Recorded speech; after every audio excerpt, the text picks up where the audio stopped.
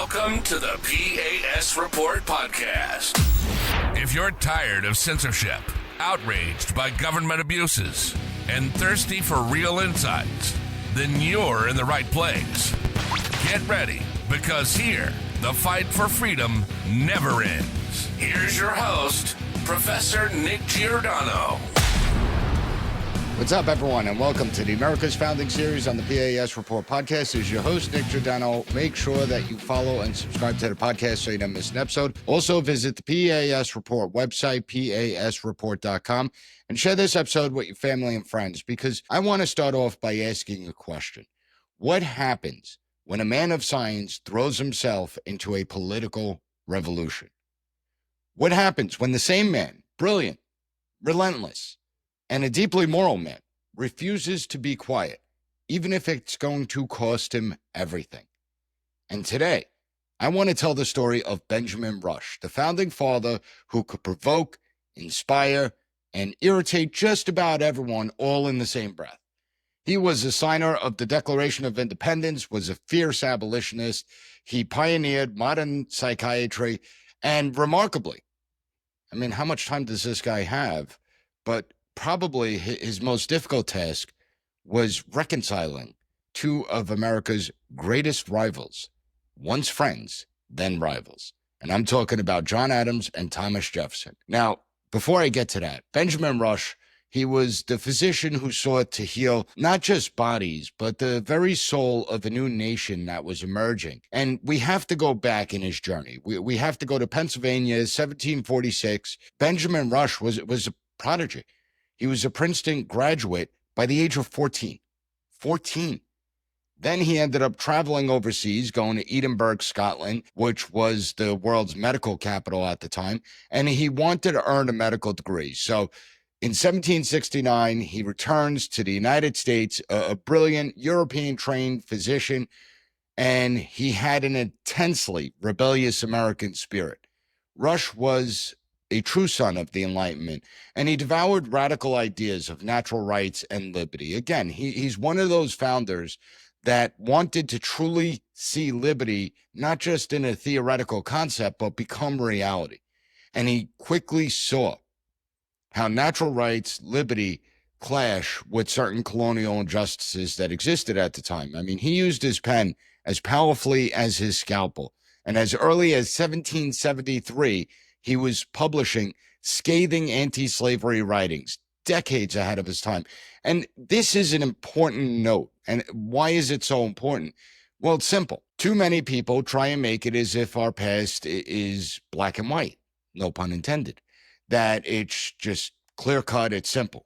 They don't realize the complexity of what was happening in America at the time. There were northern states, people in northern states that were already pushing back. I mean, in 1783, Massachusetts outlawed slavery. That's before the Constitution was even developed. So we see Benjamin Rush, and he was known for his fiery pamphlets, a tireless advocate, common sense in a lab coat.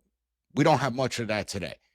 And he would translate philosophy into urgent calls of action. By 1776, obviously, the American Revolution is in full swing. The colonies were ablaze with calls for independence. And Benjamin Rush, although initially cautious of a physical war with Britain, he went head on. On July 4th, as a delegate for Pennsylvania, he signs the Declaration of Independence.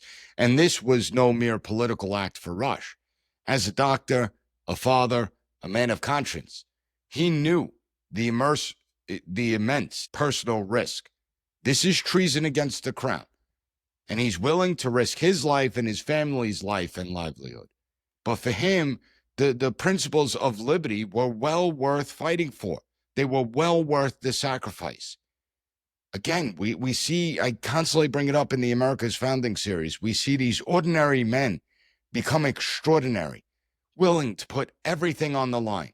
And the ink on the Declaration of Independence was barely dry when Rush became the Surgeon General of the Middle Department of the Continental Army, and his experiences were brutal.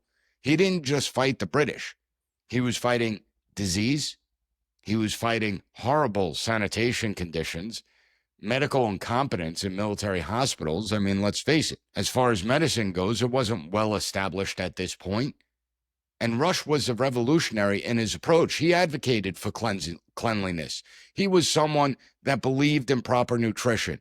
And he also wanted to watch his patients because he believed in scientific observation. He saw his patients and he treated them with dignity. Whether they were wounded, whether they were just ill, it didn't matter. It didn't matter what the color of their skin was. It didn't matter what rank they were. He treated everyone the same. And the pioneering empathy that he showed didn't just go into battlefield wounds. It also extended to mental health. He was one of the earliest and most vocal advocates for humane treatment of mental illness, arguing that it's a disease. It's not a moral failing. I mean, we look at what's going on with our young today, where well over 50% of young Americans, from teenagers to young adults, are suffering from depression and anxiety, don't have a sense of purpose or feel they don't have a sense of purpose. We all have purpose. We just have to find it. Well, this is going back 1770s, and Benjamin Rush, here he is talking about mental health. And he even developed pioneering theories.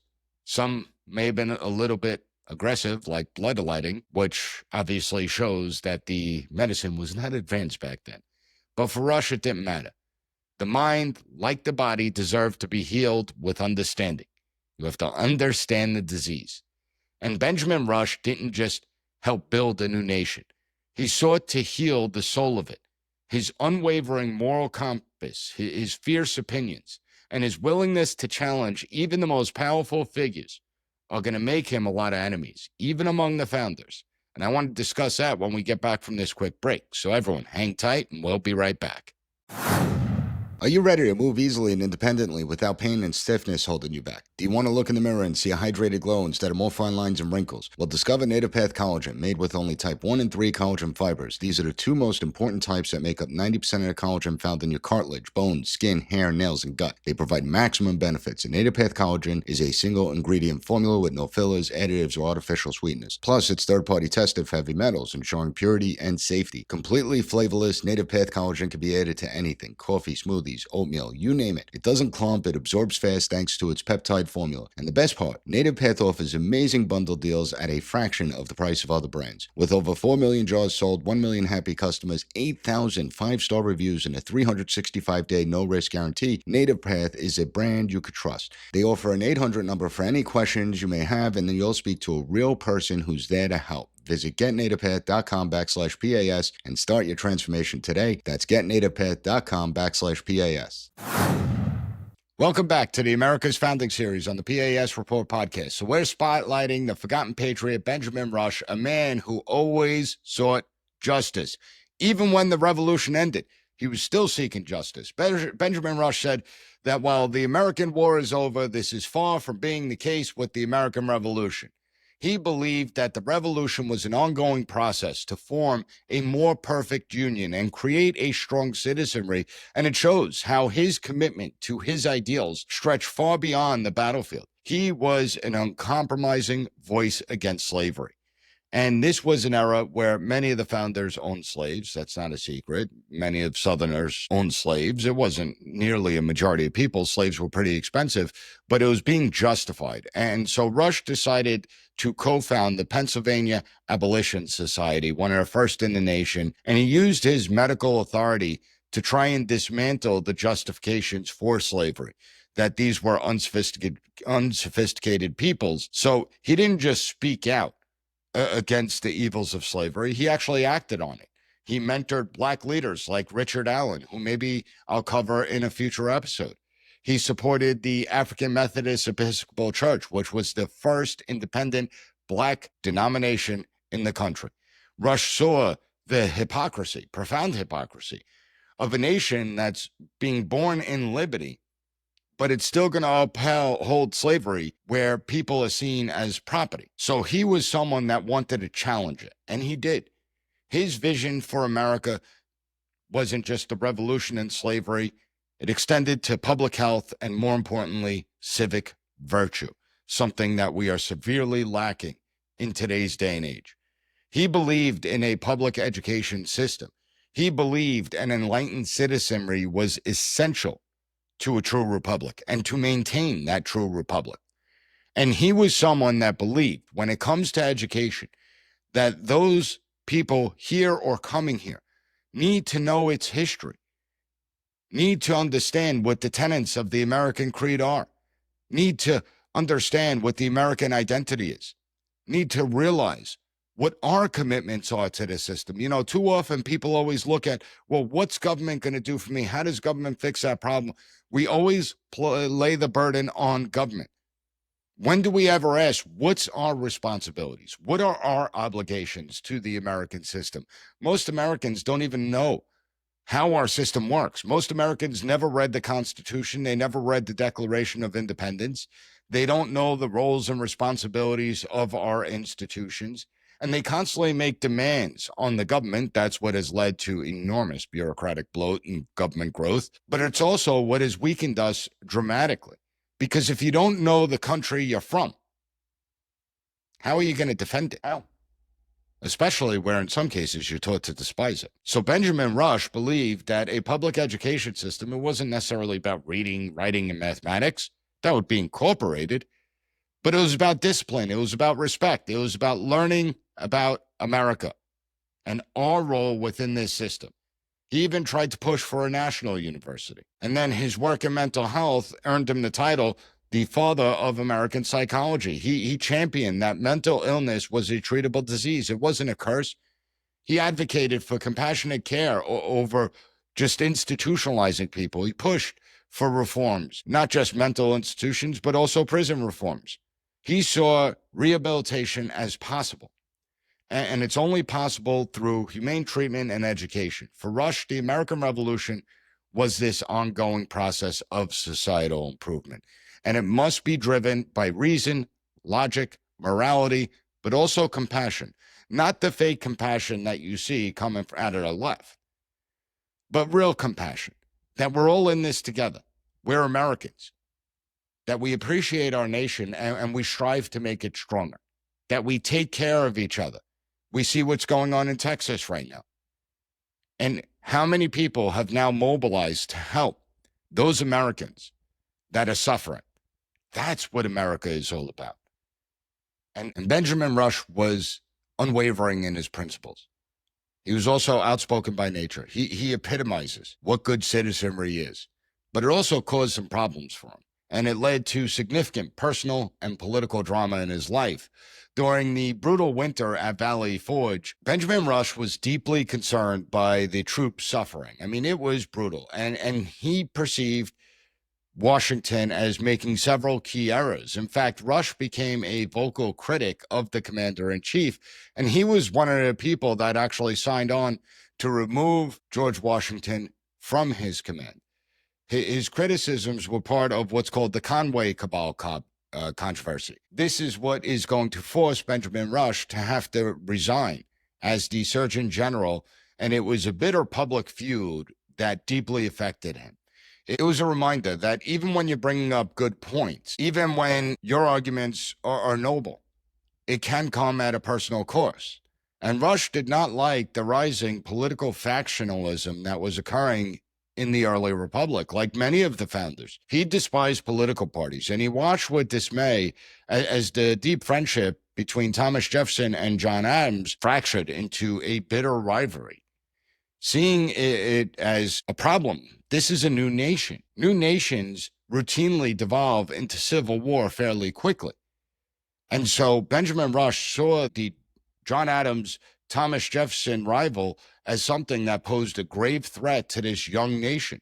People are going to take sides. And at what point, when we live in a time where honor is extremely important, at what point does someone's honor get insulted and all of a sudden it's all out war? So here we see another remarkable facet of Benjamin Rush. He didn't get involved in this dispute, take one side over the other. Instead, he saw his role as a reconciler. Through years of persistent, heartfelt letters, Rush tirelessly worked to try and mend the rift between Adams and Jefferson. He would write to both them passionately, and he understood the personal animosity between them.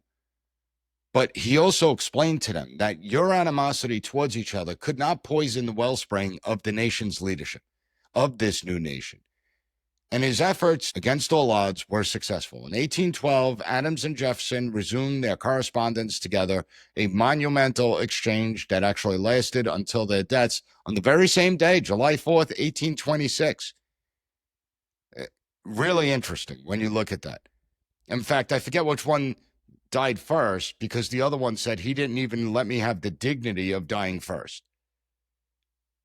But this reconciliation is a testament to Rush's unique blend of persistence, empathy, and foresight. He understood the importance of dialogue. He understood the importance of debate, even among rivals. He knew that the more debate, the more dialogue there was, the healthier the republic would be. And Benjamin Rush, in many ways, was a man ahead of his time. Some would consider him too radical, others consider him too principled. But his life shows that the American Revolution was not just a political event. It was a moral undertaking. He wasn't content with the mere independence.